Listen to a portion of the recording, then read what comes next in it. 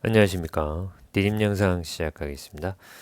이번 시간에는 기출픽 37 전기에너지 생성과 수송입니다. 먼저 전자기 유도가 나옵니다. 전자기 유도 자석이나 코일을 움직여서 코일을 통과하는 뭐가 변하죠? 그러면 자기장이죠. 자기장. 네, 자기장이 변할 때 코일에 전류가 유도되어 흐르는 현상을 전자기 유도라고 합니다. 유도 전류. 전자기 유도에 의해 코일에 흐르는 전류가 유도 전류다. 코일을 통과하는 자기장이 변할 때만. 자기장이 변해야 전류가 생기는 겁니다. 자기장이 변할 때 전류가 생긴다. 코일에 자기장이 변할 때. 자, 1번. 유도 전류의 방향입니다. 코일을 통과하는 자기장의 변화를 방해하는 방향으로 흐른다. 수업할 때는 선생님이 이 찌질한 인간관계를 비유해서 이걸 이제 유도전류의 방향을 찾는 거를 설명했죠. 네. 실선은 이제 자기장의 방향, 점선은 유도전류에 의한 자기장입니다. 이제 코일에 이제 생기는 자기장에 의해서 말하는 거죠. 코일을 자석으로 봤을 때, 그 유도전류에 의한 자기장이다. 자, 하나씩 볼게요. 우리 교과서에 있는 그림은 이제 가로로 나오고 세로로 나오네요. 자, 먼저 N극을 가까이 할 때, N극이 가까이 와요. 그럼 코일 내부의 자기장의 변화는 어떻게 돼요? 가까이 오면 이거에서 오지마 한다 그랬죠. 그래서 여기 점선으로 된 자기장이 이제 코일 내부의 자기장이 생긴 거죠. 오지마 저항하기 위해서. N극이 오니까 여기가 N극이 되는 거죠. 요 점선, 요 빨간 걸로 끈 거, 여기 점선입니다. 코일 내부의 자기장이 변한 거죠. 여기 위쪽으로 오지마 N극. 그럼 여기는 S극이 되죠. 그러면 이제 유도줄의 방향은 엄지손가락 N극이 여기다 그릴까? 손가락 한번 그려볼게요. 네 손가락, 자 엄지손가락, 그렇죠. 자 엄지손가락의 방향이 이 자기장의 방향이죠. 자석의 N극의 방향이죠. 여기 N극이니까 잘 안 보입니까? N극이니까 여기 S극이니까 엄지손가락 N극이죠. 그러면 이때 코일을 감싸질 때 이 네 손가락이죠. 이 네 손가락이 전류의 방향이죠. 그러면 전류가 어떻게 흐른다? 그렇죠. 요렇게 흐른다. 그래서 유도 전류의 방향을 알 수 있다. 그죠? 그래서 요 자석과 코일 사이 힘이라고 했는데 요게 이제 코일이 하나의 자석처럼 기능을 하는 거죠. 이렇게. 그러면 N극과 N극이니까 청력. 그렇죠. 유도 전류는 네 손가락. 그다음에 N극을 멀리 할 때는 멀어지면 어떻게 한다고 그랬어요? 가지마 한다고 그랬죠. 그래서 땡기려면 가지마에서 잡아 땡기려면 코일의 유도전류 코일의 자기장이 변하고 밑으로 가면 되는데 그럼 자석이 멀어지니까 땡기려면 여기 S극이 돼야 되죠. S극. 여기는 N극인 거죠. 예. 그러면 자기장의 방향은 아래쪽이 되죠. 아래쪽. 점선이 아래쪽이죠. 점선이 아래쪽으로. 그래서 결국 보세요. 자기장의 변화를 방해하는 거예요. 결국 자기장의 변화를 방해하는 거다. 예. 자, 그러면 밑에가 이제 N극이니까 엄지손가락 그려볼게요. 엄지손가락 이렇게 그리고 그 다음에 밑에 네 손가락 이렇게 된 거죠. 예. 그러면 여기 N. 그다음에 네 손가락의 방향이 전류의 방향이니까 전류의 방향은 이 코일을 감싸줬을 때 이렇게 되는 거죠. 그래서 요게 S극이니까 요 자석과는 인력이 작용하는 거고 여기는 청력이 작용하는 거죠. 인력 작용. 네. 그다음에 S극을 가까이 하면 S극을 가까이 하면 오지마 해야지. 오지마. 같은 것끼리. 그러면 여기 S.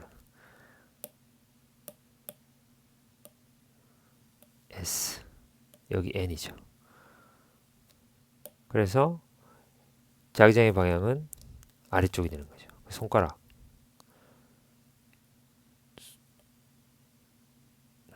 잘못 그리겠어요. 자, 이렇게 되는 거죠. 예, 여기 N극이 엄지손가락, 예, 그 다음에 여기 전류의 방향. 그래서 코일을 감싸줬을 때 이 네 손가락이 이렇게 되는 거죠. 전류의 방향이. 그 다음에 S극을 멀리 해야 돼요. 그럼 가지마 해야 되잖아요. 그럼 여기가 1력, N극, 여기가 S극. 그럼 이 자기장의 방향이, 그죠? 이렇게 되죠. 점선. 코일의 자기장이 위쪽이죠. 그럼 손가락, N극이 위쪽이니까.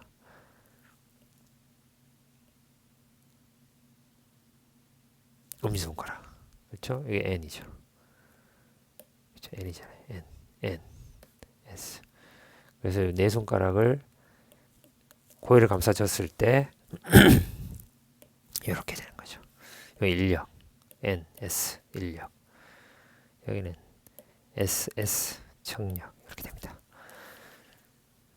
자, 유도전류의 세기는 자석의 세기가 뜰수록 자석의 세기가 셀수록 세야 자기장의 변화가 크게 일어나니까, 그죠? 그 다음에 자석을 어떻게 움직일 때 빠르게 우리 실험도 했었잖아요. 빠르게 움직일수록 코일의 감원수가 뜰수록 200개 감은 거, 400개 감은 거, 뭐 800개 감은 거 이렇게 있을 때 감원수 많을수록, 예, 유도전류의 세기가 크다. 이게 뭐다? 패러데이의 법칙이다. 자, 이건 전자기 유도 이제 실험인데, N극을 움직일 때 가까이 하면 뭐 검증의 바늘이 오른쪽으로 움직이면, 멀리 할 때는 왼쪽으로 움직이고, S극을 움직일 때는 가까이 하면 왼쪽으로 움직이고, 멀리 하면 반대로 움직이고, 반대로. 빠르게 하면 크게 움직이고, 저음력의 검증의 바늘이. 그 다음에 자석이 정지해 있을 때는 움직이지 않는다. 자석이 정지해 있으면, 이 말이 무슨 말이냐면, 자석이 정지해 있단 말은 자기장의 변화가 없다는 거죠. 자기장의 변화가 없으면. 괜찮아요. 자기장의 변화가 없으면, 예, 이 자기장이 변하지 않으면 전류가 흐르지 않아요. 자기장의 변화시켜야 전류가 흐른다. 자, 그 다음에 전자기 유도를 이용하는 이제 이 발전기, 그죠? 그다음에 변압기, 금속 탐지기, 마이크, 교통카드, 도난 방지 장치, 무선 충전기, 인덕션 레인지, 뭐 이런 것들 전자기 유도 현상을 이용한다. 발전기도 똑같아요. 이제 전자기 유도를 이용한 전기 에너지를 생산하는 장치가 발전기인데, 원리가 보세요. 자석 사이에 코일을 회전하면 코일을 통과하는 자기장, 이것도 자기장 변하자. 똑같아요, 원리가. 전자기 유도에 의해 무슨 전류? 유도 전류가 흐르는 거죠. 코일의 회전에 따라 전류의 세기와 방향이 계속해서 바뀌는 교류 전류가 발생한다. 이게는 발전기 이 그림 보면 자석이 이렇게 있잖아요. 자, 자석이 있어요. 자석이 있는데 자석이 고정되어 있어요. 근데 뭐가 움직여요? 뭐가 움직여요? 이 코일이잖아. 예. 코일이 움직이는 거지. 근데 우리가 이제 전자기 유도 실험할 때는 코일은 가만히 있고 자석을 움직여줘. 자석을. 예. 그러니까 코일이 가만히 있고 자석이 움직이거나, 자석은 가만히 있고 코일이 움직이거나, 이 상대적인 운동에 의해서 자기장이 변하는 거죠. 그럼 자기장이 변하면 유도전류 생긴다. 발전기 같은 경우에는 이제 자석은 가만히 두고 뭘 움직여요? 코일을 움직이는 거지. 예, 그래서 예를 들면 구체적으로 보면 전류가 어떻게 되냐면 요걸 요렇게 회전시키잖아요. 오른쪽으로. 예. 그러면 요 상태, 요런 지금 상태에 있을 때는 자기장이 NSS로 자기장이 이렇게 형성돼 있잖아요. 있는데 요게 이제 바닥과 평행할 때는 이 코일에 자기장의 변화가 없어요. 예, 거의 없어요. 그래서 전류가 흐르지 않아. 예, 불이 안 들어온다 말이에요, 전구에. 그런데 얘가 이게 회전 이렇게 움직이게 시키잖아요. 그럼 얘가 코일이 어떻게 돼요? 지금 이 상태에서 요렇게 되겠죠, 요렇게. 예, 요렇게 될 거다.